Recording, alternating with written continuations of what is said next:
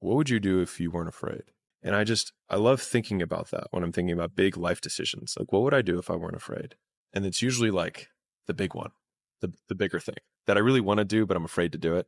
It's like, that's what I should do.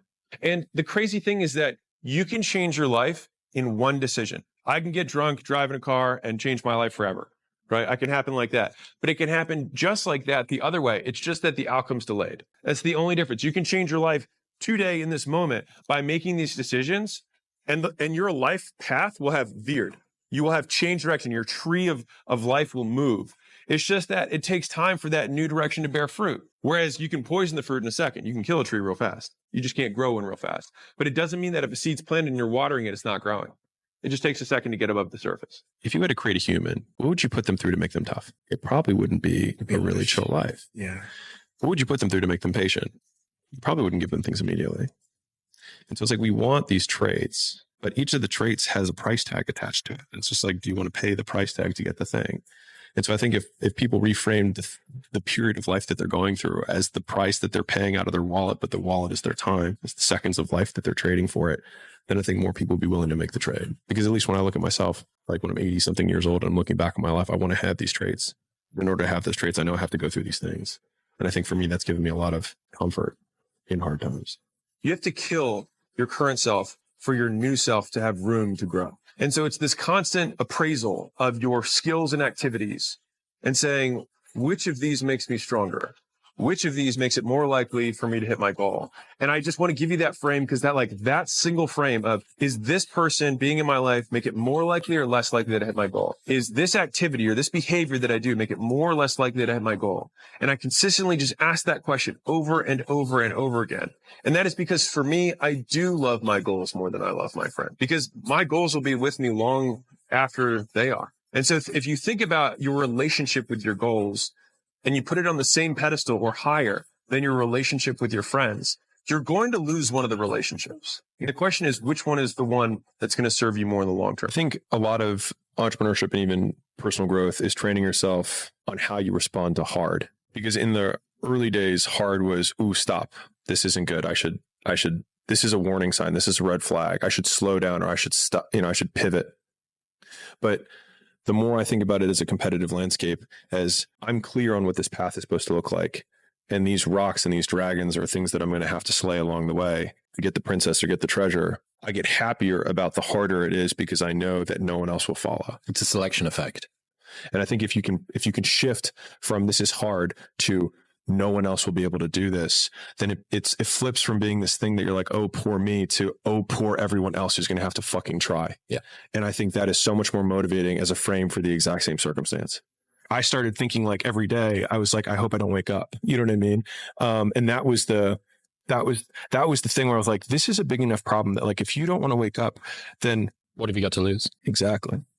And that was it. And it was like, I have nothing to lose. And that was when I think in the last podcast, we talked about this, where it's like, if everybody who's like at the bottom and feels like they have nothing going for them, reframe that as, I have nothing going for me, which also means that I have nothing to lose by taking action, it makes you a much more dangerous person.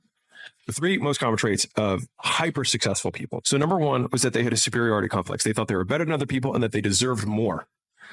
The second is that they suffered from massive insecurity and feeling that they would never be enough. And third, they had impulse control.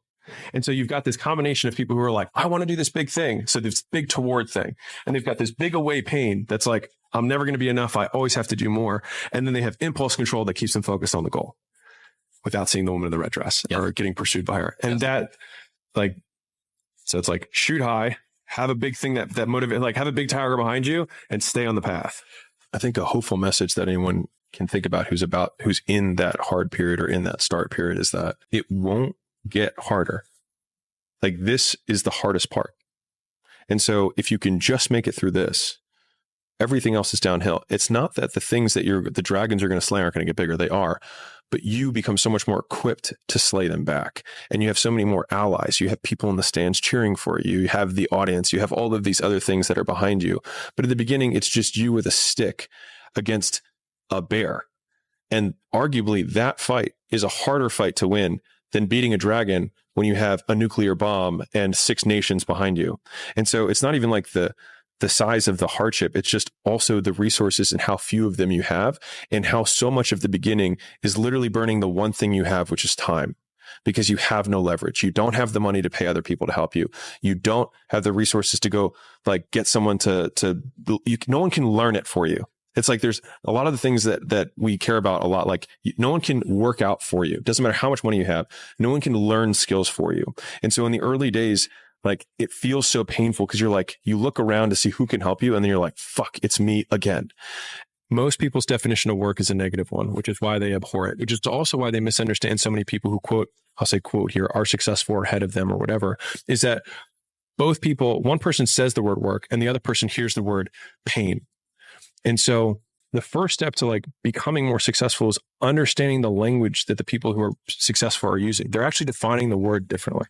And so whatever that thing is that you actually enjoy doing, where you lose track of time when you're in it, even if it's challenging, but usually it is challenging, right? Like it's not easy because then it's boring, right? Which is also why the uncertainty thing is so key, right? To not knowing if it's going to work or not. You are going to work though, either way. Is that the people who are quote addicted to work make it easy to be addicted to work because they do things worth doing. And I think a lot of it is coming down to making sure that you take the few precious seconds that we have to do the few things that are worth doing for the rest of your life. And that's what's painful, is that it takes more effort to start in the beginning, and more people are right about the fact they're like, hey, you're not going to hit it big. And guess what? A month in, you're not. But they're only measuring on months. And at 6 months, you're also not going to hit it big yet. And they're going to be like, I'm still fucking right. And at a year, you're still not going to hit it big. And they'll still be fucking right. And every day that you haven't hit it, they're going to feel like they were right, but they're wrong, because they're measuring in days and you're measuring in decades. But you have an excuse that only you need to believe. And you believe that excuse, so it excuses you from working harder on the stuff you know you should be doing but aren't. And that work, the work you know you should be doing but aren't, is the opportunity, because that is the work that your competitors also aren't doing. And I'm telling you from the bottom of my soul, it is so easy to beat people today. They are so soft. They have no work ethic. No one can stick with anything. Everyone's distracted. They're on social media. They're counting their fucking notifications because they can't stick with shit. Every single person who wants to do something with their life and has done something with their life has gone through the exact chapter that you're going through. And it's the lonely chapter. It's the chapter where you don't fit in with your own friends, but you don't have the outcomes yet to fit into a new group of friends. And you're doing this thing, you're consuming content on the internet, you're doing these free tutorials online to try and figure out how to set up a podcast and where do I host this thing? And then you're going through this and you're like, is this even worth it? Because you have no signs of success, right? But if there's anything that you can take away from what we're saying right now, is that the sign of success is the hate that you get along the way. And what you can't do is bend the knee to their hate and fit back into the conformity because it's comfortable and it's warm. Because like in the Matrix, when Trinity opens the door, when Neo's about to go take the red pill and he wants to get out of the car, she says, Neo, you've been down that road and you know exactly where it leads. And I know that's not where you want to be. The only thing that you can do is win so big that all of them constantly compare themselves to you. And then you'll forget they exist.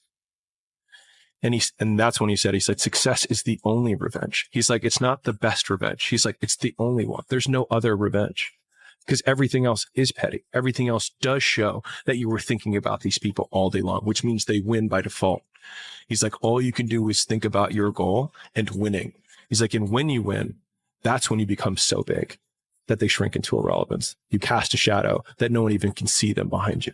People only root for people who don't need it. Like the amount of times when I was on my lonely path where I was too different from the friends that I had, but not successful enough to be friends with the people that I wanted to be friends with. That's when you want people to root for you. That's when you want people to support you. Once you've already won, people are like, he's amazing. He's so good. But like, that's the time when you need it the least. And so you always have to be the person who roots for you before everyone else does. And it's usually a single clap in the auditorium for a very long period of time. It is a slow clap that's just you rooting for you. Champions are broken. We're like, huh? It's like people look at champions and try and find something that champion has that they don't have. He's like, but it's not that at all. He's like, they lack something everyone else has, which is an off button. They just don't stop. And at the end of the day, like if we're optimizing for outcomes, then the most broken person will win. The person who has the absolute biggest, desire for achievement, the absolute biggest fear or pain that they're running away from, every hardship that you encounter, if you reframe it as the story that you will someday tell to yourself of the person that you have become based on the dragons you've slain and the obstacles you've overcome, then I think that makes those obstacles a unique opportunity for self-improvement, because we can be grateful for these things. I think Jocko has a whole bit on this where whenever something bad happens, he says good. And I think it's a great trained response, because if something bad happens, my trained response isn't good. It's, I will tell the story someday. And so I think if you have that frame, then everything serves you. Because if something good happens, cool. If something bad happens, it'll be a story that I will someday tell, because it assumes that you will live through it, and it assumes that you will eventually figure it out. And so then you can't lose.